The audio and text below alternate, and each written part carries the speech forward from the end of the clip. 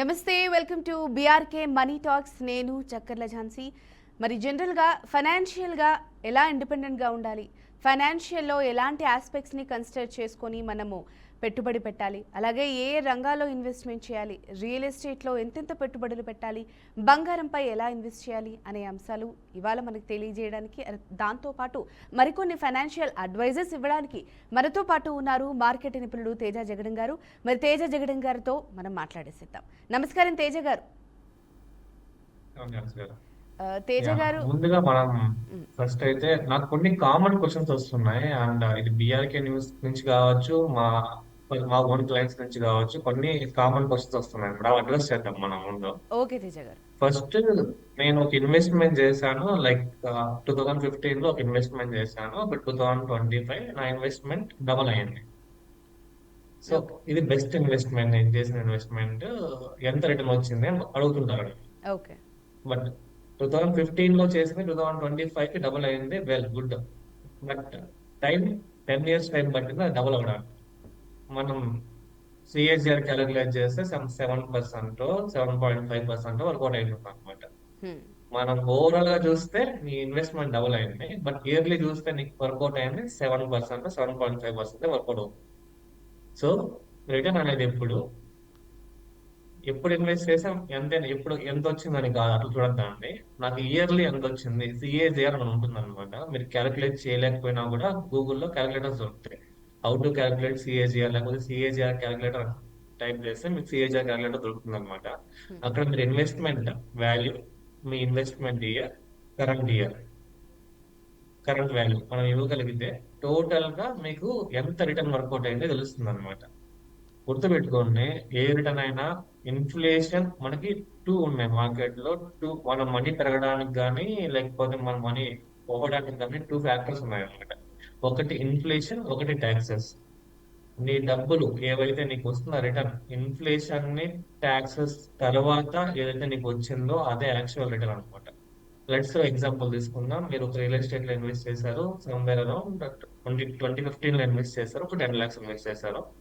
అది 2025 లో 20 lakhs అయింది. రిటర్న్ సమ్వేర్ అరౌండ్ 7% అనుకున్నాం. 7% సిఎస్ఆర్ వర్కౌట్ అయింది అనుకున్నాం. ఇప్పుడు మార్కెట్ ఇన్ఫ్లేషన్ ఎంత ఉంది? 6% ఇన్ఫ్లేషన్ ఉంది. ట్యాక్సెస్ మనకి ప్రాపర్టీ మీద లాంగ్ టర్మ్ క్యాపిటల్ గెయిన్స్ పడతాయి. మనకి long term capital gains applicable అవుతాయి. ఈ రెండు మనం కంబైన్ చేసి మనకు వచ్చిన రిటర్న్, యాక్చువల్ రిటర్న్ ఎంత అని మనం క్యాలిక్యులేట్ చేయాలి. మీరు కానీ చూసుకుంటే 6% ఇన్ఫ్లేషన్, 1.5% మీకు వచ్చిన దాంట్లో ట్యాక్స్ వెళ్ళిపోతాయి అనమాట. టోటల్ 7.5% మనకి ఇన్ఫ్లేషన్ ప్లస్ ట్యాక్సెస్ వెళ్ళిపోతుంది. మీకు వచ్చింది 7%. సో మీ అమౌంట్ పెరిగిందా అంటే ఇన్ఫ్లేషన్ ని ట్యాక్సెస్ తర్వాత మీ అమౌంట్ పెరగలేదు, ఇంకా తగ్గిందని గుర్తుపెట్టుకోండి. మనం ఏదైనా ఇన్వెస్ట్మెంట్ చేస్తున్నాము అంటే ఖచ్చితంగా ఇన్ఫ్లేషన్ ని బీట్ చేయాలా. ఇప్పుడు బ్యాంక్ ఎఫ్డీస్ ఉన్నాయి. బ్యాంక్ ఎఫ్డీస్ లో చాలా మంది చెప్తుంటారు, నాకు 6% వస్తుంది, 6.5% వస్తుంది, 7% వస్తుంది, వడ్డీ అని చెప్తుంటారు అనమాట. బట్ టీడీఎస్ ఉంటుందా? టీడీఎస్ కట్ అయ్యి మీకు వచ్చే అమౌంట్ 5.3%, 5.4% వస్తుంది. బట్ మార్కెట్ ఇన్ఫ్లేషన్ ఎంత ఉంది? 6% ఉంది. సో మనకి 6% తో ఖర్చులు పెరుగుతుంటే మనం ఇన్వెస్ట్ చేసింది 5.3% మనకి రిటర్న్ జనరేట్ చేస్తుంది అనమాట. సో మనం ఇన్స్టెడ్ ఆఫ్ మన అమౌంట్ పెరగడం కన్నా అమౌంట్ తగ్గిస్తున్నాం. సో మన ఫినాన్షియల్ ప్రొడక్ట్స్ ని చూస్ గా సెలెక్ట్ చేసుకోండి. ఖచ్చితంగా ఇన్ఫ్లేషన్ ని బీట్ చేసే ఇన్వెస్ట్మెంట్స్ లో ఇన్వెస్ట్ చేస్తే మీకు రిటర్న్ అనేది పర్ఫెక్ట్ గా వస్తుంది అనమాట. లేదు అంటే మార్కెట్ ఖర్చులతో కూడా మన ఇన్వెస్ట్మెంట్స్ పెరగట్లేదు. అది ఒక మేజర్ కన్సర్న్. అండ్ మార్కెట్ లో బెస్ట్ రిటర్న్స్ ఇచ్చే ఇన్వెస్ట్మెంట్స్ ఏమున్నాయి, వాటిలో రిస్క్స్ ఏంటి అని అడుగుతున్నారు. బేసిక్ గా మనం ఫస్ట్ చిన్న ఇన్వెస్ట్మెంట్స్ తో స్టార్ట్ చేస్తే మ్యూచువల్ ఫండ్స్ ఒకటి ఉంది అండ్ స్టాక్స్. మీరు మ్యూచువల్ ఫండ్స్ అండ్ స్టాక్స్ లో తక్కువ కూడా ఇన్వెస్ట్ చేసుకోవచ్చు అనమాట. లెట్స్ సే ఒక 100 రూపీస్ ఒక స్టాక్ ఉంది అంటే మీరు 100 రూపీస్ పెట్టి ఆ స్టాక్ కొనుక్కోవచ్చు. మ్యూచువల్ ఫండ్స్ లో కూడా ఆ ఫ్లెక్సిబిలిటీ ఉంది. మీరు 100 రూపీస్ నుంచి ఇన్వెస్ట్మెంట్ స్టార్ట్ చేసుకోవచ్చు అనమాట. ఇక్కడ ఇంకొకటి లిక్విడిటీ. అంటే నాకు కావలసినప్పుడు నా అమౌంట్ నేను తీసుకోగలనా క్వశ్చన్ ప్రతి ఒక్కరికి ఉంటుంది అనమాట. గుర్తుపెట్టుకోండి, ఒక ట్యాక్స్ సేవింగ్ మ్యూచువల్ ఫండ్స్ తప్ప ఏ మ్యూచువల్ ఫండ్స్ లో అయినా మీరు ఇన్వెస్ట్ చేసిన అమౌంట్ విత్ ఇన్ 3 days లో మీ రిడమ్షన్ పెడితే విత్ ఇన్ 3 days లో మీ బ్యాంక్ అకౌంట్ కి డబ్బులు పడతాయి అన్నమాట. అండ్ కొంతమంది అంటుంటారు మ్యూచువల్ ఫండ్స్ రిస్కీ, అంటే మ్యూచువల్ ఫండ్స్ రిస్కీ ఇది అది అంటూ ఉంటారు అనమాట. ట్రాన్సాక్షన్స్ అయితే ఆ particular AMC and me bank కి మధ్యలోనే ఉంటుంది. మధ్యలో ఎవరో మీ డబ్బులు తీసేయడానికి లేదనమాట. మీరు ఇన్వెస్ట్ చేస్తే మీ బ్యాంక్ ఆ ఏఎంసీకి వెళ్తుంది, మీరు విత్డ్రా చేస్తే ఆ ఏఎంసీ త్రూ మీ బ్యాంక్ వస్తుంది. మధ్యలో ఎవరు ఏమీ చేయలేదు. అండ్ ఇంకొకటి రిటర్న్ ఫ్యాక్టర్ చూసుకుంటే, మ్యూచువల్ ఫండ్స్ లో మనం లాంగ్ టర్మ్ రిటర్న్స్ చూసుకుంటే సమ్వేర్ అరౌండ్ 13 to 15%, 18%, 20% కూడా ఉన్నాయి. Depends on categories. నేను ఎక్కువ రిస్క్ తీసుకుంటాను అంటే రివార్డ్ ఎక్కువ ఉంటుంది, తక్కువ రిస్క్ తీసుకుంటాను అంటే కొంచెం రిటర్న్స్ అనేది కొంచెం తక్కువ ఉంటాయి అనమాట. అండ్ స్టాక్స్ గురించి మాట్లాడుకుంటే, స్టాక్స్ లో ఏమవుతుంది, హై రిటర్న్స్ ఉంటాయి, హై రిస్క్ ఉంటుంది. ఎందుకు హై రిటర్న్స్ హై రిస్క్ అంటే, ఒక స్టాక్ లో ఇన్వెస్ట్ చేస్తే మీకు ఏమవుతుందంటే ఆ స్టాక్ పెరిగితే మీ వాల్యూ పెరుగుతుంది, ఆ స్టాక్ పడితే మీ వాల్యూ పడుతుంది. ఎగ్జాంపుల్ తీసుకున్నాం, XYZ అనే ఒక కంపెనీ ఉంది. సమ్వేర్ ఒక 100 రూపీస్ ఆ స్టాక్ ఉంది అనుకున్నాం. మీరు కొన్నారు, 100 రూపీస్ లో ఆ స్టాక్ కొన్నారు. ఆ స్టాక్ 200 రూపీస్ అయింది. ఇప్పుడు ఏమైంది, నేను ఇన్వెస్ట్ చేసిన అమౌంట్ డబల్ అయింది. లేదు, ఆ స్టాక్ 50 రూపీస్ పడిపోయింది, నేను ఇన్వెస్ట్ చేసిన అమౌంట్ హాఫ్ అయింది. ఇక్కడ ఏమైంది, నేను ఒక కంపెనీ మీద డిపెండ్ అయ్యి ఆ కంపెనీలో ఇన్వెస్ట్ చేస్తున్నాను. ఆ కంపెనీ పెరిగితే నా ఇన్వెస్ట్మెంట్ వాల్యూ పెరుగుతుంది, ఆ కంపెనీ పడితే నా ఇన్వెస్ట్మెంట్ వాల్యూ పడుతుంది. సింపుల్ కదా. ఇక్కడ ఏముందంటే, ఒక కంపెనీ నమ్మి ఆ కంపెనీలో పెడుతున్నాం అంతే మనం. ఒకవేళ కంపెనీ సరిగా పర్ఫామ్ చేయలేదు 3-4 years అంటే ఖచ్చితంగా రిటర్న్స్ అలాగే ఉంటాయి, మన రిటర్న్స్ రావు. ఇక్కడ కంపెనీ సెంట్రిక్ రిస్క్ ఉంది. అదే మ్యూచువల్ ఫండ్స్ లో ఏమవుతుంది తెలుసా, వాళ్ళు ఒక కంపెనీలో ఇన్వెస్ట్ చేయరు. బేసిక్ గా మ్యూచువల్ ఫండ్స్ లో కూడా ఇన్వెస్ట్ చేసేది స్టాక్స్ లోనే. అండర్లేయింగ్ అసెట్స్ అన్ని స్టాక్స్ ఉంటాయి అనమాట మ్యూచువల్ ఫండ్స్ లో కూడా. బట్ డిఫరెంట్ డిఫరెంట్ కంపెనీస్ లో ఇన్వెస్ట్ చేస్తారు. అంటే ఒక కంపెనీలో ఇన్వెస్ట్ చేయరు, సమ్ 50 కంపెనీస్, 100 కంపెనీస్, అలా డిఫరెంట్ డిఫరెంట్ కంపెనీస్ లో ఇన్వెస్ట్ చేస్తారు.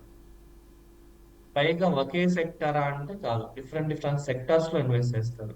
లైక్ ఐటీ అని, లేకపోతే ఫార్మా, ఆటో, కన్జ్యూమర్, అన్ని సెక్టార్స్ లో ఇన్వెస్ట్ చేస్తారు అనమాట. మార్కెట్ లో ఒకవేళ ఒక 16 సెక్టార్స్ ఉన్నాయనుకుంటే ఒక 3-4 సెక్టార్స్ డౌన్ లో ఉంటాయి ఒక్కొక్క ఇయర్, మిగిలిన సెక్టార్స్ పెరుగుతూ ఉంటాయి కదా. సో రిటర్న్స్ అనేది ఇక్కడ ఒకవేళ ఆ 3 సెక్టార్స్ తగ్గినా మిగతా సెక్టార్స్ పెరగడం వల్ల మీకు డైవర్సిఫై అయిపోతుంది, మీ రిస్క్ అనేది డైవర్సిఫై అవుతుంది అనమాట. ఆ రిటర్న్స్ కూడా యావరేజ్ వస్తూ ఉంటాయి. సో తక్కువ ఇన్వెస్ట్మెంట్, నా దగ్గర నేను తక్కువతో స్టార్ట్ చేస్తాను, ఎస్ఐపి స్టార్ట్ చేసుకుంటాను అనుకున్న వాళ్ళు stocks and mutual funds high returns ఇచ్చే ఆప్షన్స్ ఉన్నాయన్నమాట. స్టాక్స్ లో company centric risk and industry centric risk రెండు ఉన్నాయి. మ్యూచువల్ ఫండ్స్ లో ఆ రిస్క్ లేదు, కంపెనీ సెంట్రిక్ లేదు అండ్ ఇండస్ట్రీ సెంట్రిక్ లేదు. సో ఓవరాల్ గా మీకు ఫండ్ మేనేజర్ ఉంటాడు, ఆ ఫండ్ మేనేజర్ మీ ఫండ్స్ ని మేనేజ్ చేస్తూ ఉంటాడు అనమాట. సరే, స్టాక్స్ మ్యూచువల్ ఫండ్స్ అయిపోయింది. ఇంకేమన్నా ఉన్నాయా మార్కెట్ లో బెస్ట్ రిటర్న్స్ ఇచ్చే ఇన్వెస్ట్మెంట్స్ అంటే రియల్ ఎస్టేట్. రియల్ ఎస్టేట్ కూడా మనకి బెస్ట్ రిటర్న్స్ ఇస్తుంది అనమాట. బట్ మనం చెక్ చేసుకోవాల్సింది ఏంటంటే ఆ పర్టికులర్ ఏరియాలో గ్రోత్ పొటెన్షియల్ ఎలా ఉంది పర్టికులర్ ఏరియా కానీ మనం చెక్ చేసుకోవాల్సి వస్తుంది అనమాట. ఇప్పుడు చూడండి, కొంతమంది మా క్లయింట్స్ ఏం చేస్తుంటారంటే, మేము ఇన్వెస్ట్మెంట్స్ చేసాము with in 2.5 years 3 years double అయిన ఇన్వెస్ట్మెంట్స్ కొంతమంది చెప్తుంటారు. కొంతమంది లాస్ట్ 6-7 years ముందు ఇన్వెస్ట్మెంట్స్ చేసిన ఉంటారు. బట్ ఇన్వెస్ట్మెంట్ చేసిన అమౌంట్ ఈ రోజు అడిగినా అమ్మేద్దాం అనే థింగ్ లో వాళ్ళు ఉంటారు. ఫస్ట్ రియల్ ఎస్టేట్ లో డ్రాబ్యాక్స్ గురించి మాట్లాడుకుందాం, తర్వాత అడ్వాంటేజ్ గురించి మాట్లాడుకుందాం. డ్రాబ్యాక్స్ అయితే మీకు క్యాపిటల్ అనేది ఎక్కువ కావాలి. ఇన్వెస్ట్మెంట్స్ లో 1000-2000 ఇన్వెస్ట్ చేయలేం కదా రియల్ ఎస్టేట్ లో. సో మినిమం లాక్స్ లోనే ఇన్వెస్ట్ చేయాల్సి వస్తుంది. Like some 10 lakhs, 15 lakhs, 20 lakhs ఇలా ఇన్వెస్ట్ చేయాల్సి వస్తుంది అనమాట. సో ఇన్వెస్ట్మెంట్ అనేది తక్కువ లేదు, క్యాపిటల్ ఫస్ట్ లోనే ఎక్కువ ఇన్వెస్ట్ చేయాల్సి వస్తుంది అనమాట. అందరి దగ్గర అంత అమౌంట్ ఉండకపోవచ్చు.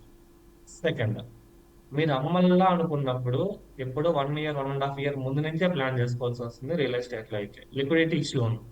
అవును కదా. ఇప్పుడు మ్యూచువల్ ఫండ్స్ లో కానీ, స్టాక్స్ లో కానీ, బ్యాంక్ అకౌంట్ లో కానీ మన అమౌంట్ ఉంటే విత్డ్రా చేసుకోవాలంటే బ్యాంక్ లో అయితే అప్పటికప్పుడు విత్డ్రా చేసుకోవచ్చు. మ్యూచువల్ ఫండ్స్ లో 3 days లో విత్డ్రా చేసుకోవచ్చు. స్టాక్స్ లో కూడా అండి, విత్ ఇన్ 2 days లో మీ అమౌంట్ మీకు వస్తుంది. బట్ రియల్ ఎస్టేట్ 2-3 రోజులు మనకు అమౌంట్ వస్తుందంటే హైలీ ఇంపాసిబుల్. ఇక్కడ ఏంటంటే లిక్విడిటీ ఇష్యూ కూడా ఉందన్నమాట. ఈ ఇష్యూస్ కాకుండా ఇంకా ఏమైనా ఇష్యూస్ ఉన్నాయి తెలుసా అంటే, మనకి చెప్పే వాళ్ళు అమ్మే వాళ్ళు చాలా చెప్పి అమ్ముతారు. బట్ యాక్చువల్గా ఆ ఏరియాలో అంత ప్రైస్ ఉందా, ఆ ఏరియాకి అంత గ్రోత్ పొటెన్షియల్ ఉందా, ప్లస్ లీగాలిటీ ఇష్యూస్. మనం కొన్న తర్వాత అన్ని అప్రూవల్స్ ఉన్నా కూడా ఒకసారి కేసెస్ పడుతున్నాయి మన రియల్ ఎస్టేట్ వెంచర్స్ లో. ఈ రిస్క్లు అన్నీ ఉన్నాయి. ఈ రిస్క్స్ అన్ని ఓకే అనుకుంటే రియల్ ఎస్టేట్ లో కూడా మీ పోర్ట్ఫోలియో కొంచెం డైవర్సిఫై చేయొచ్చు. అండ్ ఏరియాని బట్టి ఉంటుంది అనమాట. కొన్ని ఏరియాస్ ఆల్రెడీ సాచురేట్ అయిపోయి ఉంటాయి, అంటే ఇంకా గ్రోత్ ఉండదు ఆ పర్టికులర్ ఏరియాలో. కొన్ని ఏరియాస్ అప్కమింగ్ గ్రోత్ ఉంటాయి అనమాట. లైక్ ఎప్పుడు మనం చూస్తే సిటీ మధ్యలో కన్నా సిటీ అవుట్స్కట్స్ లో రేట్ ఎక్కువ నడుస్తూ ఉంటుంది. ఎందుకంటే సిటీ సెంటర్ లో ఆల్రెడీ సాచురేట్ అయిపోయింటాయి అనమాట ప్రైజెస్. సిటీ అవుట్స్కట్స్ లో మీకు ప్రైస్ ఎక్కువ ఎక్కువ నడుస్తూ ఉంటాయి అనమాట. సో రియల్ ఎస్టేట్ లో ఇన్వెస్ట్ చేద్దాం అనుకున్నా కూడా ప్రాబ్లం లేదు. ఇవన్నీ చెక్ చేసి ఇన్వెస్ట్ చేయండి. అది కూడా ఒక బెస్ట్ రిటర్న్ ఇచ్చే ఇన్వెస్ట్మెంట్ అనమాట. ఏరియాని ఈ లీగాలిటీస్ ని మొత్తం చెక్ చేసుకోవాల్సి వస్తుంది. ఇంకొక నాలుగో ఇన్వెస్ట్మెంట్ ఏదైనా ఉందా అంటే బిజినెసెస్ అన్నమాట. బిజినెసెస్ లో మనం ఇన్వెస్ట్ చేయొచ్చు. ఇక్కడ టూ టైప్స్ ఆఫ్ ఇన్వెస్ట్మెంట్స్ చేస్తుంటారు బిజినెసెస్ లో అందరూ కూడా. ఒకటి యాక్టివ్ గా ఇన్వెస్ట్ చేయడం, అంటే మీ బిజినెస్ మీరు రన్ చేస్తూ యాక్టివ్ గా ఇన్వాల్వ్ అయ్యి బిజినెస్ రన్ చేస్తుంటారు అనమాట. ఒకవేళ మీరు తీసుకున్న బిజినెస్ మోడ్ మంచిగా ఉంటే మీకు రిటర్న్స్ 30%, 40%, 50% కూడా వర్కౌట్ అవుతాయి ఇయర్లీ. లేదు నేను వేరే వాళ్ళు బిజినెస్ చేస్తున్నారు, ఆ బిజినెస్ మోడల్ నాకు నచ్చింది, అక్కడ ఇన్వెస్ట్మెంట్స్ చేద్దాము అంటే చేయొచ్చు. కానీ మార్కెట్ లో ఇవాళ 70 to 75% అవి సక్సెస్ అవ్వట్లేదు అండి. బేసిక్ గా ఫండ్స్ రైజ్ చేసి వాళ్ళు తీసుకున్న పర్పస్ కాకుండా వేరే పర్పస్ యూజ్ చేసి అమౌంట్ మిస్యూజ్ చేయడం ఎక్కువ జరుగుతుంది అనమాట. సో మనమంతా మనం బిజినెస్ లో ఇన్వెస్ట్ చేసి యాక్టివ్ గా ఇన్వాల్వ్ అవుతాము అంటే చేయొచ్చు. లేదంటే బిజినెస్ మంచిగా నచ్చి నాకు ట్రస్ట్ ఉంది ఆ పర్టికులర్ పర్సన్ మీద అంటే వెళ్ళొచ్చు అనమాట. బట్ గుర్తుపెట్టుకోండి, high risk high reward investment business investment. So ఇవన్నీ గురించి మాట్లాడుకుంటే ఎవరైనా తక్కువ ఇన్వెస్ట్మెంట్ చేద్దాము అనుకున్న వాళ్ళకి instead of stocks, real estate and business తో పోలిస్తే మ్యూచువల్ ఫండ్స్ బెస్ట్. ఇప్పుడు మ్యూచువల్ ఫండ్స్ లో కేటగిరీస్ మాట్లాడుకున్నాం. చాలా కేటగిరీస్ ఉంటాయి. లైక్ మీకు యూట్యూబ్ లో కానీ, ఇన్స్టాస్ లో కానీ, లేకపోతే టెలిగ్రామ్ లో కానీ మనం చెప్తుంటారు లార్జ్ క్యాప్ ఫండ్ లో ఇన్వెస్ట్ చేయండి, మిడ్ క్యాప్ ఫండ్ లో ఇన్వెస్ట్ చేయండి, స్మాల్ క్యాప్ ఫండ్ లో ఇన్వెస్ట్ చేయండి. స్మాల్ క్యాప్ లో ఇన్వెస్ట్ చేసి రిటర్న్స్ ఎక్కువ వస్తాయి, మిడ్ క్యాప్ లో ఇన్వెస్ట్ చేసి రిటర్న్స్ ఎక్కువ వస్తాయి అని చెప్తుంటారు అనమాట. నాకు తెలిసి ప్రతి ఒక్కరికి ఎక్స్పీరియన్స్ లోనే ఉంటుంది అనమాట. అసలు లార్జ్ క్యాప్ అంటే ఏంటి, మిడ్ క్యాప్ అంటే ఏంటి, స్మాల్ క్యాప్ అంటే ఏంటి ఎప్పుడైనా ఆలోచించారు? లార్జ్ క్యాప్ అంటే మార్కెట్ లో టాప్ 100 మార్కెట్ క్యాపిటలైజేషన్ కంపెనీస్ ఉంటాయి కదా. టాప్ 100 మార్కెట్ లో ఉన్న టాప్ 100 కంపెనీస్, లైక్ సెన్సెక్స్ లో ఉన్న టాప్ 100 కంపెనీస్, ఎన్ఎస్సి లో లిస్ట్ అయిన టాప్ 100 కంపెనీస్ ఏవైతే ఉన్నాయో దేంతో డిటర్మైన్ చేస్తారా అంటే మార్కెట్ క్యాపిటలైజేషన్ తో డిటర్మైన్ చేస్తారు అనమాట. అవి లార్జ్ క్యాప్ ఫండ్స్ వాళ్ళు ఏం చేస్తారంటే ఆ టాప్ 100 కంపెనీస్ లోనే ఇన్వెస్ట్ చేస్తారనమాట. వాళ్ళు వేరే కంపెనీస్ లో ఇన్వెస్ట్ చేయడానికి స్కోప్ లేదు. ఈ టాప్ 100 కంపెనీస్ లో ఇన్వెస్ట్ చేస్తారు. ఈ టాప్ 100 కంపెనీస్ ఆల్మోస్ట్ కన్సిస్టెంట్ గా ఉంటాయి అనమాట. ఆల్మోస్ట్ అన్ని ఆపర్చునిటీస్ ని యూజ్ చేసుకో ఉంటాయి. రిటర్న్స్ అనేవి అంత రావు, బట్ ఒక పర్టికులర్ రిటర్న్స్ అయితే వస్తాయి. 12 to 15% మనం ఎక్స్పెక్ట్ చేయొచ్చు అనమాట. ఎందుకంటే ఇవి ఆల్రెడీ ఏదైతే గ్రోత్ ఉందో గ్రోత్ ఫేస్ అన్ని చూసి వచ్చినట్టే. అండ్ వాటికి ఆపర్చునిటీస్ అవి క్రియేట్ చేసుకొని రిటర్న్స్ జనరేట్ చేస్తూ ఉంటాయి అనమాట. సో ఎవరైనా సరే నేను ఎక్కువ రిస్క్ తీసుకోలేను, నా క్యాపిటల్ సెక్యూర్ ఉండల్లా అనుకున్న వాళ్ళకి ఇది సూటబుల్ అవుతుంది అనమాట. అండ్ మిడ్ క్యాప్ అంటే మార్కెట్ లో 101 నుంచి, లార్జ్ క్యాప్ ఏమనుకున్నాం టాప్ 100 కంపెనీస్ అనుకున్నాం కదా. మిడ్ క్యాప్ 101 నుంచి 250 కంపెనీస్. ఎవరైనా సరే ఒక మిడ్ క్యాప్ మ్యూచువల్ ఫండ్స్ లో ఇన్వెస్ట్ చేస్తున్నారంటే మార్కెట్ లో 101 నుంచి 250లో ఉన్న కంపెనీస్ లో మీ ఇన్వెస్ట్మెంట్ వెళ్తుంది అనమాట. సో ఈ కంపెనీస్ లో ఏమవుతాయంటే compare to large cap risk ఎక్కువ ఉంటుంది, compare to large cap returns కూడా ఎక్కువ వస్తాయి. డిపెండ్ అయి ఉంటుంది. లార్జ్ క్యాప్ అయితే సమ్వేర్ అరౌండ్ మనం 3 to 4 years వెయిట్ చేయాల్సి వస్తుంది. మిడ్ క్యాప్ అయితే కొంచెం ఇంకా ఎక్కువ 5 to 6 years వెయిట్ చేయాల్సి వస్తుంది అనమాట. And next category small cap. Small cap ఏంటంటే మార్కెట్ లో 251 నుంచి ఏ కంపెనీ అయితే వాళ్ళు ఇన్వెస్ట్ చేసుకుంటారో ఆ కంపెనీస్ మొత్తం స్మాల్ క్యాప్ లోకి వస్తాయి అనమాట. ఇందులో ఏమవుతుందంటే రిటర్న్స్ అనేది ఎక్కువ ఉంటాయి, రిస్క్ అనేది కూడా ఎక్కువ ఉంటుంది. అండ్ టెన్యూర్ కూడా మనం 7+ ఇయర్స్ అయితే మనం పర్టికులర్ స్మాల్ క్యాప్ లో ఇన్వెస్ట్ చేసుకోవచ్చు అనమాట. సో మీరు ఏ కేటగిరీకి వస్తారు, మీరు ఎంత రిస్క్ తీసుకుంటారు, ఎంత అమౌంట్ ఇన్వెస్ట్ చేయాలా, దాన్ని బట్టి మనం లార్జ్ క్యాప్ లో ఇన్వెస్ట్ చేయాలా, మిడ్ క్యాప్ లో ఇన్వెస్ట్ చేయాలా, స్మాల్ క్యాప్ లో ఇన్వెస్ట్ చేయాలా అనేది డిసైడ్ అవ్వచ్చు అనమాట. అండ్ ఒకవేళ ఇంకోటి క్వశ్చన్ ఏంటంటే, లార్జ్ క్యాప్ లో డిఫరెంట్ డిఫరెంట్ ఫండ్స్ ఉన్నాయండి, మిడ్ క్యాప్ లో డిఫరెంట్ డిఫరెంట్ ఫండ్స్ ఉన్నాయి, అండ్ స్మాల్ క్యాప్ లో డిఫరెంట్ డిఫరెంట్ ఫండ్స్ ఉన్నాయి. మేము ఏ ఫండ్ లో ఇన్వెస్ట్ చేయాలో మాకు తెలియట్లేదు, ఏదైనా చెప్తారా అంటే ఒకటి. ఇలాంటి చాలా ఇప్పుడు మీకు ఇక్కడ కూడా 2 టైప్స్ ఆఫ్ ఫండ్స్ ఉంటాయి అనమాట. ఒకటి యాక్టివ్ ఫండ్స్, ఒకటి ప్యాసివ్ ఫండ్స్. యాక్టివ్ ఫండ్స్ ఏంటంటే ఒక ఫండ్ మేనేజర్ దాన్ని మేనేజ్ చేస్తుంటారు అనమాట. ప్యాసివ్ ఫండ్స్ అంటే ఒక index like Nifty 50, Nifty next 50, small cap 100, small cap 250 ఇలాంటి వాటిలో ఇన్వెస్ట్ చేస్తుంటారు అనమాట. సో దీనికి ఎక్స్పెన్స్ రేషియో అనేది తక్కువ ఉంటుంది. అంటే ఎక్స్పెన్స్ రేషియో అనేది మన మ్యూచువల్ ఫండ్స్ లో వాళ్ళకి ఇస్తున్న ఛార్జ్, ఫండ్ మేనేజర్ కావచ్చు, ఆ పర్టికులర్ ప్లాట్ఫామ్ కావచ్చు, మనం ఇస్తున్న ఛార్జ్ అనమాట. లైక్ ఇవి అయితే మీకు ఇండెక్స్ ఫండ్స్ ఏవైతే ఇన్వెస్ట్ చేస్తారో వీటికి ఎక్స్పెన్స్ రేషియో తక్కువ ఉంటుంది. అండ్ గుర్తుపెట్టుకోండి, మార్కెట్ లో ఒక 100 మ్యూచువల్ ఫండ్స్ ఉంటే 10 మ్యూచువల్ ఫండ్స్ మాత్రమే ఏవైతే ఇండెక్స్ అని మాట్లాడుతున్నామో మనం ఆ ఇండెక్స్ ని బీట్ చేస్తున్నాయి అనమాట. రిమైనింగ్ 90 మ్యూచువల్ ఫండ్స్ ఇండెక్స్ అని కూడా బీట్ చేయట్లేదు. మీరు నార్మల్ గా వెళ్ళి గూగుల్లో సెర్చ్ చేసి ఈ మ్యూచువల్ ఫండ్ బాగుంటుందని పెట్టేస్తే మీరు ఈ 90 ఫండ్స్ లో పడే స్కోప్ ఎక్కువ ఉంటుంది అనమాట. సో మీరు మార్కెట్ కి బిగినర్ అయితే, అసలు ఏ నాలెడ్జ్ లేకపోతే మీరు ఇండెక్స్ ఫండ్స్ లో ఇన్వెస్ట్ చేసుకోవడం చాలా బెస్ట్. ఇండెక్స్ ఫండ్స్ లో ఇన్వెస్ట్ చేయండి. అందులో కూడా ఇండెక్స్ లో కూడా మీకు లార్జ్ క్యాప్ ఇండెక్స్ ఉంటాయి, స్మాల్ క్యాప్ ఇండెక్స్ ఉంటాయి, మిడ్ క్యాప్ ఇండెక్స్ ఉంటాయి. వీటిలో ఇన్వెస్ట్ చేసుకోవడానికి ట్రై చేయండి. అండ్ ఇంకొకటి ఏంటంటే, మొత్తం ఇన్వెస్ట్మెంట్స్ ఒకే అసెట్ క్లాస్ కి ఇవ్వకండి. ఇప్పుడు అసెట్ క్లాస్ ఎందుకు వాడను అంటే, ఒక పర్సన్ కి ఇన్వెస్ట్మెంట్స్ మొత్తం స్టాక్స్ లో ఉండద్దు, ఇన్వెస్ట్మెంట్స్ మొత్తం రియల్ ఎస్టేట్ లో ఉండద్దు, ఇన్వెస్ట్మెంట్ మొత్తం బాండ్స్ లో ఉండద్దు, ఇన్వెస్ట్మెంట్ మొత్తం గోల్డ్ లో పెట్టుకోవద్దు అనమాట. మొత్తం అన్ని బ్రాకెట్స్ ని మనం డైవర్సిఫై చేసుకోగలిగితే, ఇప్పుడు సమ్వేర్ ఫర్ ఎగ్జాంపుల్ నా 100 రూపాయలు ఇన్వెస్ట్ చేస్తున్నా, ఆ 100 రూపాయలు 10 రూపాయలు గోల్డ్ కి, ఒక 30 రూపీస్ మ్యూచువల్ ఫండ్స్ కి, ఒక 20 రూపీస్ స్టాక్స్ కి, ఇంకో 20 రూపీస్ కొంచెం అక్యుములేట్ చేసి రియల్ ఎస్టేట్ లో పెడతాను. ఇట్లా కేటగరైజ్ చేసుకుంటే different different category of asset classes మీకు మంచి మంచి రిటర్న్స్ ఇస్తాయి అనమాట. ఓవరాల్ గా మీ రిస్క్ అనేది డైవర్సిఫై అవుతుంటుంది. సో ఈ పాయింట్ అయితే గుర్తుపెట్టుకోండి. అండ్ ఇంకొక క్వశ్చన్ ఏంటంటే, హోమ్ లోన్ తీసుకునేటప్పుడు హోమ్ లోన్ తీసుకోవాలి ఇల్లు కొనేటప్పుడు హోమ్ లోన్ కి వెళ్ళాలా, లేదా టోటల్ అమౌంట్ ఉంటే ఒకేసారి పెట్టేసుకోవచ్చా మేము అడుగుతుంటారు. ఇక్కడ ఒక పాయింట్ మనం గుర్తుపెట్టుకోవాల్సింది ఏంటంటే, మార్కెట్ లో ఉన్న లోన్స్ అన్నిటిలోనూ హోమ్ లోన్ ఇంట్రెస్ట్ తక్కువ అనమాట. అప్పటి గోల్డ్ లోన్ వదిలేసేయండి, హోమ్ లోన్ మీకు సమ్వేర్ అరౌండ్ 8.25% అలా వస్తూ ఉంటుంది interest rate. So home loan తీసుకోవచ్చు అండి, హోమ్ లోన్ తీసుకోవద్దు అని చెప్పాము అనమాట. హోమ్ లోన్ తీసుకోవచ్చు.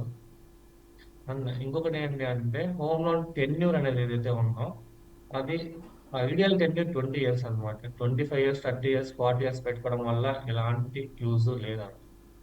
20 ఇయర్స్ ఐడియల్. బేసిక్గా మనం ఎందుకు 40 ఇయర్స్ పెడతామంటే, ఈఎంఐ తగ్గుతుందేమో అని పెడుతుంటామండి. బట్ 20 ఇయర్స్ కి ఫర్ ఎగ్జాంపుల్ తీసుకుంటున్నాను, 50 lakhs హోమ్ లోన్ మనం కావాలా అంటే 20 ఇయర్స్ టెన్యూర్ కి సమ్వేర్ అరౌండ్, ఎగ్జాంపుల్ తీసుకుంటున్నాను, సమ్వేర్ అరౌండ్ 47,000 వస్తే, 40 ఇయర్స్ టెన్యూర్ కి మీకు ఎంత వస్తుంది అంటే, ఇప్పుడు 47 వచ్చింది కదా, అక్కడ మీకు వస్తే ఇస్తే ఒక 44,000 వస్తుంది. ఈ 20 ఇయర్స్ కి మీకు వచ్చే డిఫరెన్స్ 3,000, 3,500 ఉంటుంది అంతే. ఇది మీకు ఏ బ్యాంక్ ఎంప్లాయీ చెప్పడం అనమాట.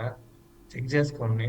మీరు హోమ్ లోన్ తీసుకునేటప్పుడు వాళ్ళని అడగండి, సరే ఇప్పుడు నేను 20 ఇయర్స్ పెట్టుకున్నాను, నాకు 25 ఇయర్స్ అయితే ఎంత కట్టాల్సి వస్తుంది, ఒకవేళ 30 ఇయర్స్ ఎంత కట్టాల్సి వస్తుంది, 40 ఇయర్స్ ఎంత కట్టాల్సి వస్తుంది అడగండి. మీకే తెలుస్తుంది అనమాట. 20 ఇయర్స్ కి, 25 ఇయర్స్ కి, 30 ఇయర్స్ కి, 40 ఇయర్స్ కి డిఫరెన్స్ పెద్దగా ఉండదు. సో మీరే 20 ఇయర్స్ పెట్టుకోవడానికి ట్రై చేస్తారు. ఒకసారి అడిగి హ్యూజ్ డిఫరెన్స్ ఉంటే 25కి వెళ్ళండి మ్యాక్స్ టు మ్యాక్స్, లేదంటే 20 years is ideal figure. And ఇంకొంతమంది అడుగుతున్నారు, ఏమడుగుతున్నారు అంటే, క్రెడిట్ కార్డ్స్ యూజ్ చేయడం బెస్టా, క్రెడిట్ కార్డ్ ఉండడం బెస్టా, క్రెడిట్ కార్డ్ తీసేయడం బెస్టా అంటారు అనమాట. మీ కంట్రోల్లో ఉన్నంత వరకు క్రెడిట్ కార్డ్ బెస్ట్. అంటే వాళ్ళు 45 డేస్ టైం ఇస్తుంటారు. ఆ 45 డేస్ సర్కిల్లో మీరు యూజ్ చేసుకొని కట్టగలిగితే క్రెడిట్ కార్డ్ బెస్ట్ అనమాట. లేదు మిస్యూజ్ చేస్తాను, నేను కంట్రోల్లో నా ఎక్స్పెన్సెస్ లేవు అంటే క్రెడిట్ కార్డ్ వాళ్ళకి ఖచ్చితంగా ఎనిమిలానే కనబడుతుంది. ఇప్పుడు ఏమవుతుంది బ్యాంకులో బేసిక్గా credit card on time payment చేయకపోతే లేట్ పేమెంట్ ఛార్జెస్ అని చెప్పి, ఇంట్రెస్ట్ ఛార్జెస్ అని చెప్పి బోర్డు వేస్తుంటారు కదా. దాని మీద మళ్ళీ జిఎస్టీలు ఇవి చాలా వేస్తుంటారు అనమాట. ఒకసారి ఓకే, రెండు సార్లు మళ్ళీ వేస్తారు, మూడోసారి మళ్ళీ వేస్తారు, నాలుగోసారి మళ్ళీ వేస్తారు. అప్పుడేమనిపిస్తుంది, ఈ బ్యాంక్ వాళ్ళు మనల్ని కావాలంటే లూట్ చేస్తున్నారు అనిపిస్తుంది అనమాట. బేసిక్గా తప్పు అవుతుందంటే నీ హ్యాబిట్స్ తప్పు, వాళ్ళే తప్పలేదు బేసిక్గా. వాళ్ళు క్రెడిట్ కార్డ్ ఇచ్చి 45 డేస్లో ఎగ్జాక్ట్గా మీరు డబ్బులు కట్టేస్తే వాళ్ళు ఏం మాట్లాడతారు, హ్యాపీగా కట్టేసినారు అయిపోయింది వాడుకున్నారు. ఇంకా మీకు పాయింట్స్, రివార్డ్ పాయింట్స్ ఇవే వస్తాయి, మీరు వాటిని కూడా యూజ్ చేసుకోవచ్చు అనమాట.